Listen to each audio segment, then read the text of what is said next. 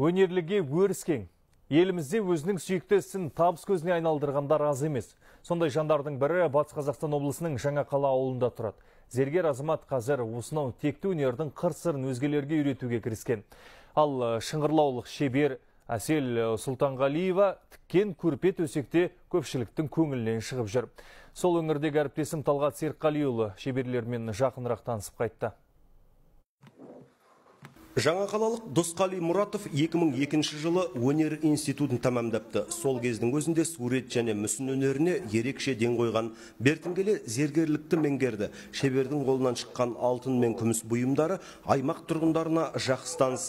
2017 жылы өз туындыларын экспо көрмесіне де апарып қайтты. Зергерлік өнер мал шаруашылығы секілді қазақтың ата кәсібі саналады. Мен де қазір өзімнің сүйікті ісімді табыс көзіне айналдырдым. Ұлттық нақыштағы әшекей бұйымдарға әркез сұраныс бар дейді шебер. Тапсырыс беріледі, сол тапсырыс бойынша клиентіміздің эскизін жасаймыз, сондай жұмыстар. Основном жаңа қазақ өрнекпен жұмыс жасаймын. Құдағи білезік дейді, сондай жұмыстар. Тек қана национальный емес, былай да классический жұмыстарда келеді, тапсырыстарда. Цепочка, тағы да басқа. Шебердің қол ортақ демекші Досқалида қазір өз білгенін бейімі бар достарына үйретіп жүр. Тап қазір бисмырк дейді, тоқу, сон цепочка. Сон жасау үйреніп отырмын. Бұл әлі ортасында көп сатыдан тұрады, ары қарай бітіргенше. Оңай деген жоқ сияқты осы зергер саласында. Қолмен темірді сезінбей, жаңа күміс металды. Ол ештеңе қолдан шықпайды екен.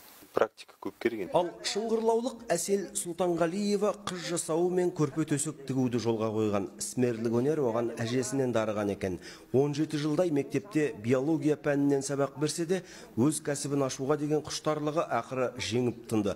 6 жыл бұрын жеңілдетілген несие алып, өз кәсібін бастап кетті. Қазір оның қолынан шыққан той жабдықтарына сұраныс жоғары. Осыған дейінгі бұйымдарымды эконом класс деп санаймын. Ендігі мақсат бизнес санаттағы сапалы дүниелер жасау дейді ол.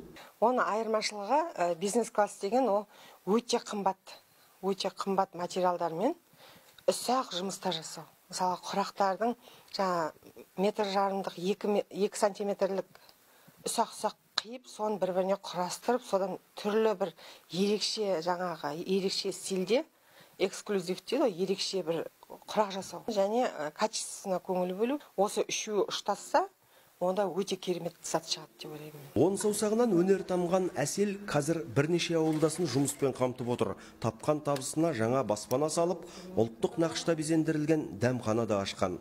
Талғат Серікқалиұлы, Болат Жарылғасов, Батыс Қазақстан облысы, Хабар 24.